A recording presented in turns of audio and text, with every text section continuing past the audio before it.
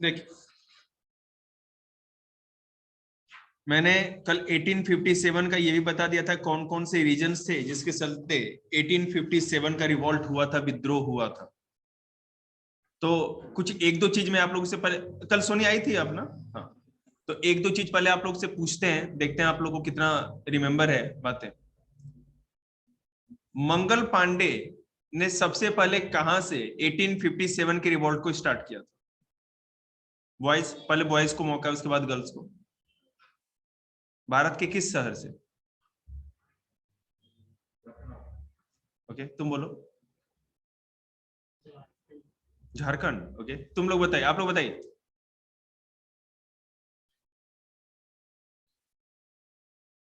नहीं पता तो रहने दीजिए, फिर तुक्का क्या है, मतलब ऐसे थोड़ी यूपीएससी क्रैक करेंगे तुक्का मार के। मेरठ बताया था ना आप लोग को, भूल गए आप लोग? 29 मार्च 1856 को। उसके बाद 57 को। हाँ। अच्छा 57, सॉरी, हाँ।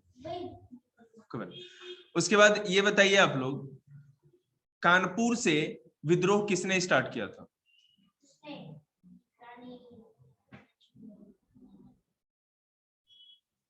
नाना साहेब, बोला था ना मैंने। और नाना साहेब ने ही स्टार्ट किया था, पहले युद्ध हो रहा था, और उन्हीं के सेनापति तात्या टोपे थे। सेनापति तात्या टोपे। कल मैंने तात्या टोपे के बारे में थोड़ा छोड़ दिया था, बताया, और बताया भी था कि उनके जो दोस्त ने या जो मित्र थे उन्होंने विश्वासघात किया, जिसके चलते वो पकड़ लिए गए और फांसी दे दी गई थी। वीर कुंवर सिंह कहां से थे? बिहार, आरा बिहार से, ठीक है। ये जो मैं पूछ रहा हूं इसका जवाब दे दो तो मानेंगे कि आप लोगों ने घर पे पढ़ाई भी की है, आपने टेस्ट भी दे दिया, आपने नोट्स भी लिख लिया, और फिर भी आप लोग का कुछ नहीं हुआ। कहाँ लिखा है इसका टेस्ट? अच्छा, उससे पहले वाले का लिखा था, ठीक है, फिर भी। तो अवध में आपको पता है कि अवध को भी अंग्रेजों ने अपने कब्जे में किया था, अपने अधिकार में मिला लिया। अवध का नवाब कौन था? बॉयज गर्ल्स कोई भी बता सकते हैं। देखो, पहली बात है, दादा को चाचा और चाचा को भाई नहीं बनाना है इसमें, ठीक है? खिचड़ी मत कर देना, नहीं तो युद्ध हो जाएगा। बेटे टीपू सुल्तान तो मैंने बोला भी नहीं, पढ़ाया भी नहीं बेटे, तू तो एडवांस चल गया। नहीं, बहादुर शाह जफर तो दूसरा था ना। मैं ये भी पूछूंगा बहादुर शाह जफर कौन था?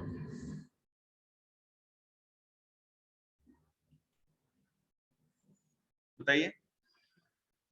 वैसे मैंने पूछा क्या था, मैं तो भूल गया। तो ज्ञान से भी ज्यादा आगे जाने वाले ज्ञानी बच्चों आ गए। वो तो इसी तरह बोल दे रहे हैं कि हो सकता है नया साल पे कोई अपना टॉफी टाफी लाके फेंक दे, बस इसीलिए। तो टॉफी निकाल लिए, बैग तो जिस तरह से दिख रही थी टॉफी ही दे देगी। चलो देखो,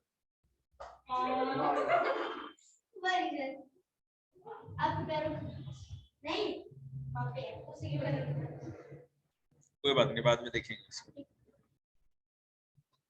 देखिए कॉन्सेप्ट, हाँ, पीजेंट्स एंड द सिपॉय, मतलब कि किसान और सिपाही या विद्रोही।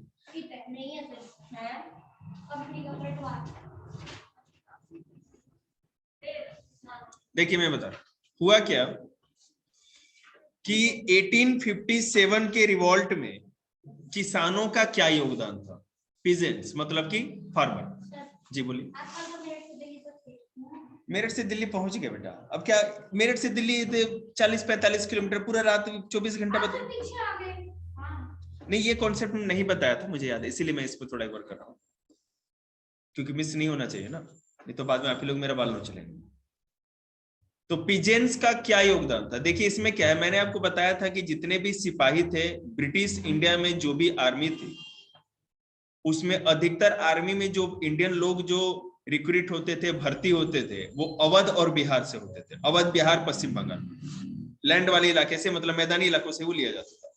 और ये जितने भी जो लोग होते थे, इसमें भी अपर कास्ट के लोगों को अंग्रेज लेते थे। अंग्रेजों का भी ये मानना था कि जो अपर कास्ट के लोग हैं वो ज्यादा बहादुर होंगे, ठीक है, ये उनका अपना परसेप्शन था। और जो अपर कास्ट के थे वो किसान थे, फार्मर मोस्टली थे, कुछ ना कुछ जमीन तो होती थी, जो लोअर कास्ट थे उनको जमीन नहीं रहती थी। तो अब जिस तरह से अवध का विलय किया गया, अवध को मिला लिया गया ब्रिटिश इंडिया में, तो जितने भी ये सिपाही थे जो ब्रिटिश आर्मी में काम करते थे, उनके परिवार भी उससे इफेक्ट हुए, फैमिली भी इफेक्ट हुई, क्योंकि वो सारी के सारी जमींदारी, जागीरदारी और जो भी था अंग्रेजों ने अपने कब्जे में कर लिया, और टैक्सेस भी बढ़ा दिए। नवाब कम टैक्स लेता था, लेकिन ये ब्रिटिशर जब आए तो इनको तो कोई प्रजा से तो कोई मतलब था नहीं, सिटीजन से, उनको तो केवल फायदे से मतलब था, तो ज्यादा लेते थे। तो इस तरह से ये जो पिजेंट्स थे, इन्होंने भी इस आंदोलन को सपोर्ट किया। समझ रहे? आगे देखते हैं। फार्मर बोला नहीं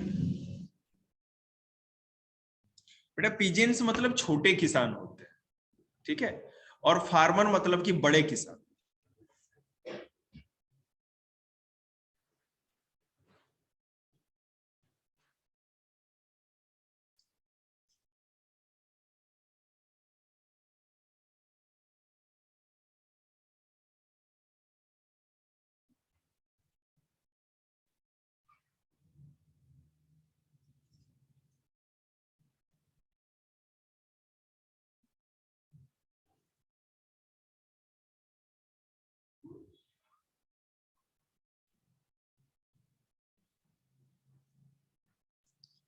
ये भी एक डेट याद रखिएगा कि जो विद्रोही सैनिक थे 10 मई को मेरठ से दिल्ली पहुंचे थे। बात समझ रहे हैं?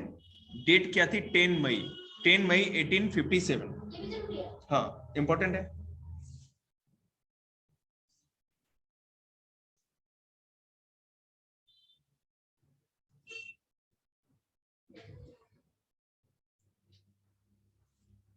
दिल्ली, कानपुर और लखनऊ।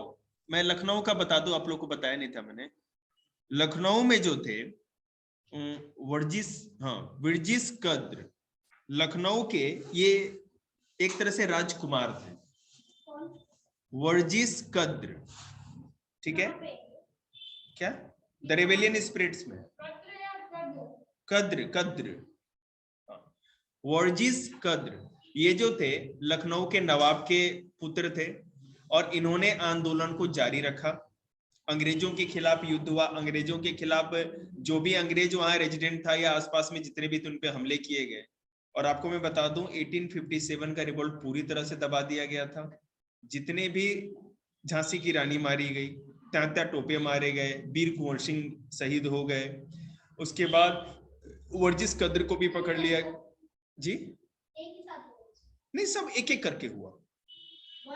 हाँ, सीरीज में हुआ, मतलब कि एक ही जगह नहीं, क्योंकि ब्रिटिश आर्मी एक ही बार में सब लोगों के साथ लड़ रही थी। ठीक है, मैं एक एक करके आपको थोड़ा बहुत बताते जाऊं। मैंने कल झांसी का कानपुर का आपको बताया था, मैना देवी के बारे में, ठीक है, जो नाना साहेब की बेटी थी और किस तरह से किला पूरा तोड़ दिया गया था, महल तोड़ दिया गया था। झांसी का आपको पता ही है, झांसी का बताया ही था मैंने। झांसी की रानी डेथ कर गई और उसके बाद पूरे के पूरे झांसी को मर्ज कर लिया गया ब्रिटिश इंडिया में।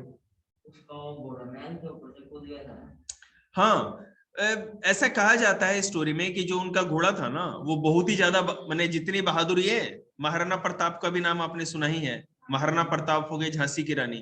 तो ये लोग जिस हिसाब से बहादुर थे ना, तो इनके साथ जो रहने वाले थे वो भी ऐसे ही बहादुर थे। मैं उनका नाम थोड़ा सा मैं मिस कर रहा हूँ, थोड़ा याद नहीं आ रहा, याद था मुझे, अभी मैं रिमेम्बर नहीं कर पा रहा। उनकी जो बॉडीगार्ड थी झांसी की रानी की, हालांकि उनको क्या जरूरत बॉडीगार्ड की, लेकिन उनकी जो बॉडीगार्ड थी ना, वो भी इन्हीं की जितनी बहादुर थी बेटे। बॉडीगार्ड मतलब कि वुमेन थी, वो बहुत बड़ी योद्धा थी, इनकी बचपन की सहेली थी। ठीक है,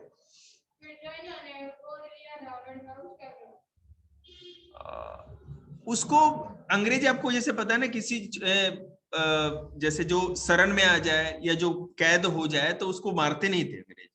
तो उसके बारे में मैंने आज तक हिस्ट्री में कहीं पढ़ा नहीं कि उसके बारे में क्या हुआ उसका, लेकिन ये अगर आप देखें गूगल पे तो हो सकता है कोई ना कोई स्टोरी होगी उसकी। ये हिस्ट्री के बुक में आपको कहीं नहीं मिलेगा। ये क्लियर है कि उनके हारने के बाद, झांसी की रानी के हारने के बाद, पूरा का पूरा जो झांसी था वो मर्ज हो गया ब्रिटिश इंडिया। नहीं, बेटे के बारे में बेटा गूगल भी तो देखो कम से कम, ये सब इतिहास में थोड़ी होता है, ये सब मसाले में होता है। नाम पता है? नहीं, नाम भी नहीं पता है। वो नाटक आता था ना झांसी की रानी, हाँ, उसमें वो डायरेक्टर साहब पूरा बात बताए।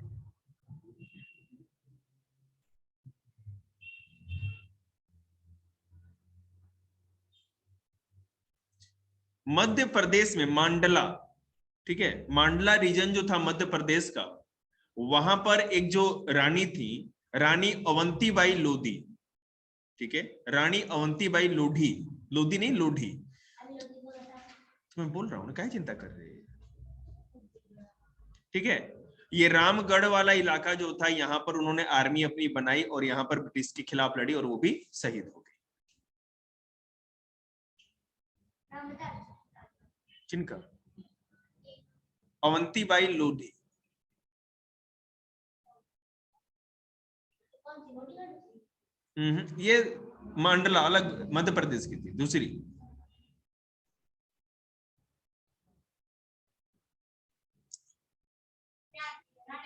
जी, अब आपने ये तो सारा सुन लिया कि कहां कहां से किसने किसने ये आंदोलन किया और कौन कौन से लड़े। अब अंग्रेजों ने कैसे फाइट बैक किया, अंग्रेजों ने इन सबों को कैसे हराया, क्या किया, अब वो सुनते हैं। The company fight back. देखिए,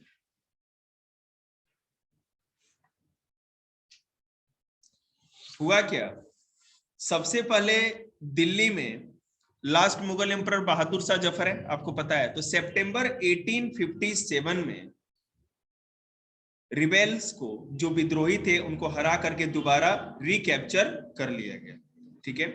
अब देखिए हुआ क्या, बहादुर जब दिल्ली के लाल किले पे अंग्रेज पहुंचे तो लड़ने के बाद ये तो हार गए। बहादुर शाह जफर जो थे उनको अरेस्ट कर लिया गया।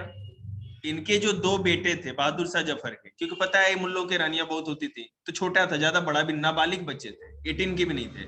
उन दोनों को फांसी दे करके, मतलब सूली पे, जो लाल किले की जो गेट थी ना, वहीं पर टांग दिया गया पूरे हफ्ते तक।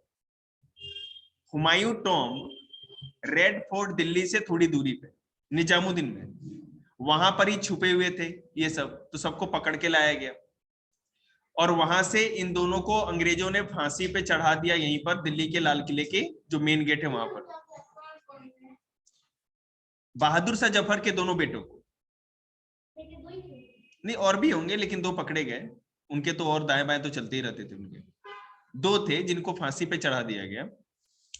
बेटे जो मैं बता रहा हूं ना उतना ही इंपॉर्टेंट है, बाद बाकी सब गोबर है ना। अब जाएंगे आप बहादुर शाह जफर खोलिएगा गूगल, आपको 80 उसके रिश्तेदार बता देंगे, उनका क्या लाडू खिलाने हैं उनको, हमने जो इंपॉर्टेंट है उसी की बात करेंगे ना, बता रहे डराने के लिए। देखिए अंग्रेज क्या करते थे ना, कि जिनको भी पकड़ा गया उनको बरगद के पेड़ या पीपल के पेड़ पे ना, पूरे गांव में इस तरह ना रस्सियों पे टांग टांग के फांसी पे चढ़ा देते थे, ताकि जनता में खौफ रहे, समझ रहे ना, कि दोबारा कोई हिम्मत ही नहीं करे आंदोलन करने का।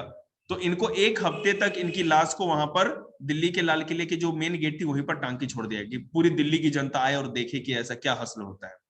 और बहादुर शाह जफर को अरेस्ट करके रंगून, जो कि म्यांमार की कैपिटल थी पुरानी, अभी नहीं बन गई है, तो वहां पर इनको भेज दिया गया, वहीं पर जेल में रखा गया, क्योंकि आपको पता ही होगा कि म्यांमार भी उस समय ब्रिटिश इंडिया में ही आता था, ठीक है। वहीं पर इनकी डेथ हो गई। और कोई भी क्वेश्चन कभी कंपटीशन में आए तो याद रखना, रंगून में लास्ट मुगल एम्परर बहादुर शाह जफर की कब्र है, वहीं पर उनकी, वहीं मरे, उन्हें वहीं दफना दिया गया। और अभी भी लोग जाते हैं कुछ वहां पे। आज बैठ बेटा, गेट एक बार सटा दे, बंद नहीं हुआ है, आराम से। समझ में आया आप लोग को?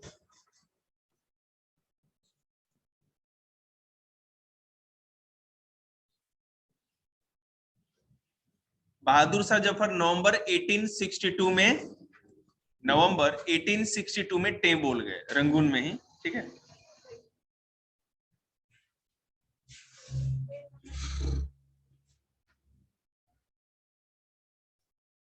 जून 1858 रानी लक्ष्मीबाई, झांसी की रानी, जून 1858 में लड़ते हुए शहीद हो गई।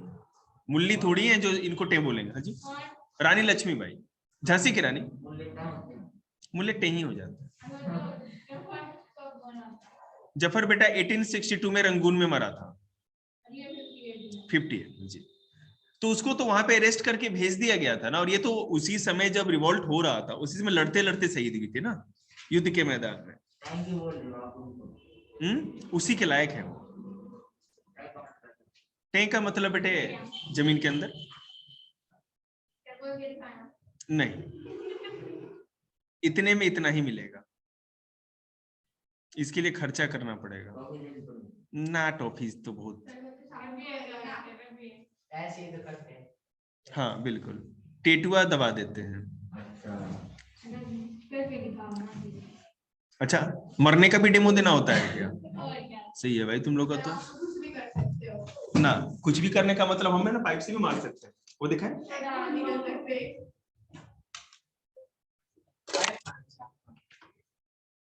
थोड़ा सा बच रखा है, कुछ बच्चों के लिए रखा है पूरा करने के लिए। इतना सा भी बहुत ज्यादा दर्द देगा, ट्राई करना है। चलिए आगे देखिए।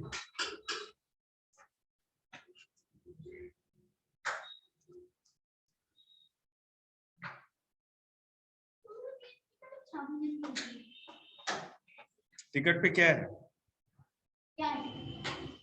बेटा? तात्या टोपे हैं वो, उनको सम्मान देने के लिए डाक टिकट निकाली जाती है, क्योंकि भारत के बहादुर वीर थे तो उनके सम्मान में होना चाहिए ना।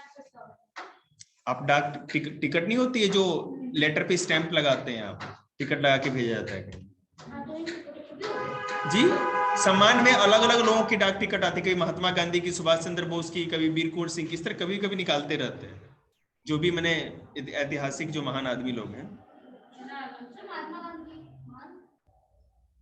अभी तो आप देखो, आप रिसर्च करो। अब्दुल कलाम की निकाली। अब्दुल कलाम की भी निकली।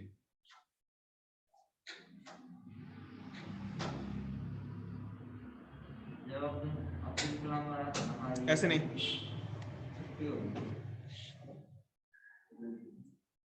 बेटा, कुछ लोग ऐसे हैं ना जो आजादी के बाद भी देश के लिए उन्होंने बहुत कुछ किया, उनमें से अब्दुल कलाम है।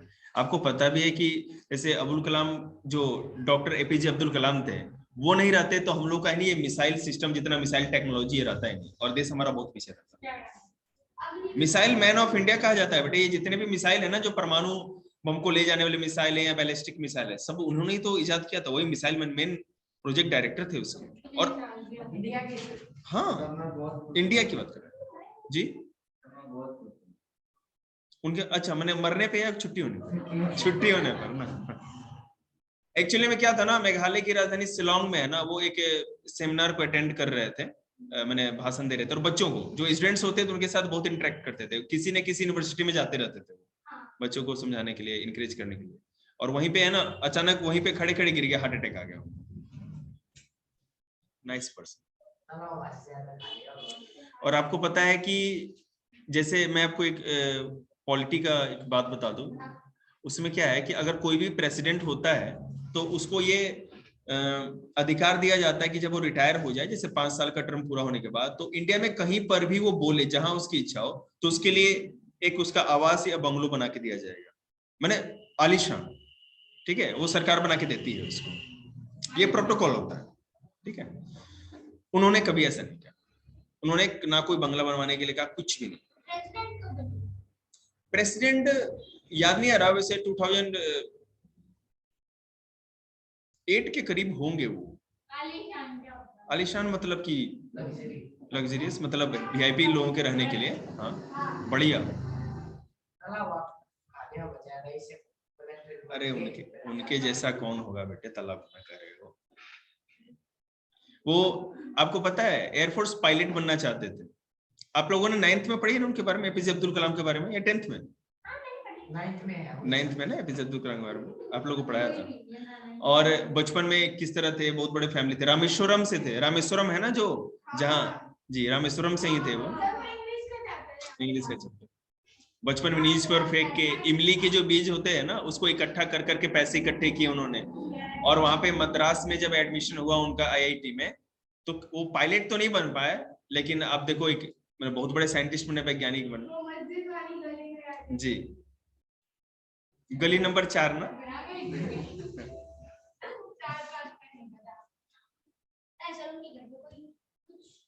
एक्चुअली वो मैरिड नहीं थे ना, तो मरने के बाद तो उनका आगे पीछे था नहीं कोई। टे तो बोल भी मत दीजिएगा। हाँ वो होंगे, थे बहुत सारे थे। अभी जैसे जब ये प्रेसिडेंट बने ना तो रामेश्वरम में है, फैमिली में बहुत सारे लोग हैं, जैसे भाई हो गए। नहीं ऐसे नहीं, कोई नहीं, नहीं कोई अब ऐसा कुछ नहीं है, वो बस वही अपने उसकी फैमिली से थे। मैं नहीं बेटे, फंड तो या पेंशन तब मिलेगी ना जब उनकी वाइफ या बच्चे होंगे, वाइफ को ही मिलता है और कोई फंड का हकदार नहीं होता। कोई भी आप पोस्ट, किसको नहीं, भाई को क्यों मिलेगा? नहीं नहीं, ऐसा तो पूरा कुनबा ही फिर जिंदगी भर खाता रहेगा, ऐसा नहीं होता। केवल फैमिली मतलब कि वाइफ को मिलेगा, क्योंकि एक आदमी पे डिपेंडेंट उसकी वाइफ ही होती है, मतलब जो भी है, नहीं तो और कोई डिपेंडेंट थोड़ी हो। तो भाई अपना काम कर रहा है, उसको क्यों मिलेगा? जी नहीं बटती, अरे तो प्रॉपर्टी बटेगी ना, सरकार की पेंशन थोड़ी बटेगी बच्चों में। बेटे मैं आपको बता रहा हूँ ना कि जैसे अगर वाइफ है तो वाइफ को मिलेगा, और वाइफ अगर नहीं है तो फिर अगर वाइफ नहीं है, केवल बच्चे ही हैं और कोई नहीं है, तब भी उनको पेंशन बच्चों को नहीं मिलेगा, नौकरी मिल जाएगी। तो बेटा प्रेसिडेंट कोई सरकारी नौकरी नहीं है ना कि मर गए तो फिर बच्चे प्रेसिडेंट बन जाएंगे, ऐसा थोड़ी होता है। चलिए प्रेसिडेंट को यहीं पर रोकते हुए चलिए, कोई बात नहीं।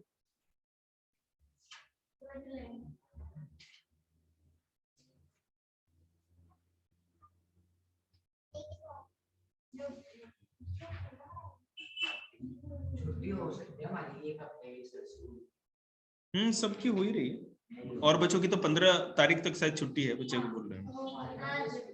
चिंता मत करिए, हमारे ना पूरी छुट्टी की कसर खत्म कर देंगे आपको।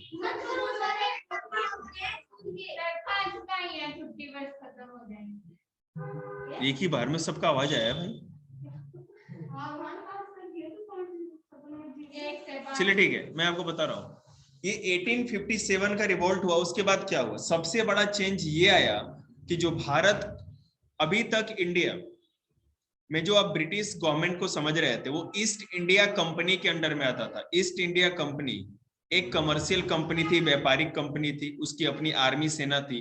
वही लोग यहाँ पर कब्जा करते थे, युद्ध करते थे और फायदा कमाते थे।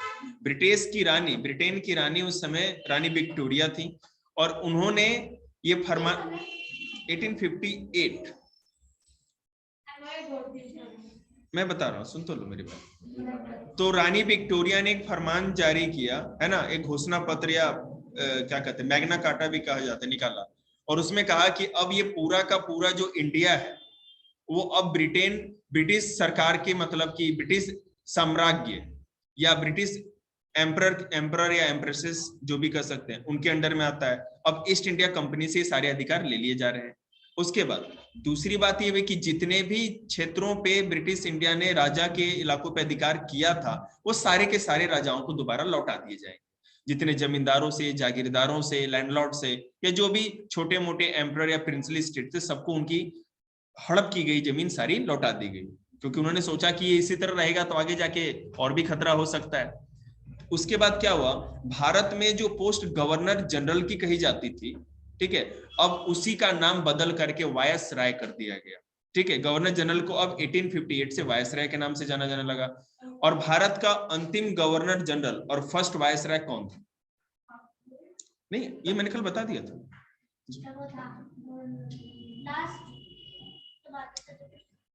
गवर्नर जनरल बना देगी इसको, डॉक्टर ने, लॉर्ड नहीं, डलहौजी नहीं था, कैनिंग था जी। लॉर्ड कैनिंग जो था वो लास्ट था गवर्नर जनरल, और उसी के समय वायसराय की पोस्ट होगी तो वायसराय भी वही पहला हो गया। समझ रहे हैं ना, इस तरह से।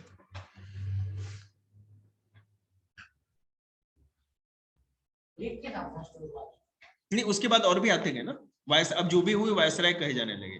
और ये पार्लियामेंट का क्या नाम था पहले पता है आपको, जो हमारा संसद भवन है? Viceroy lodge. ये वायसराय के पार्लियामेंट का, राष्ट्रपति भवन बेटा, सॉरी, राष्ट्रपति भवन है ना, ये प्रेसिडेंट प्लेस नहीं था, ये वायसराय लॉज कहा जाता था। ये वायसराय के रहने की जगह थी, यहाँ वायसराय रहते थे। समझ रहे?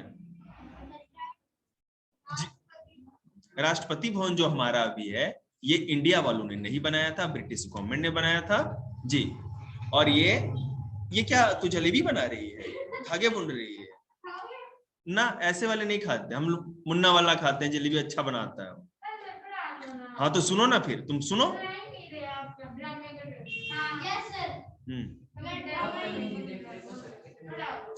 तो देखिए,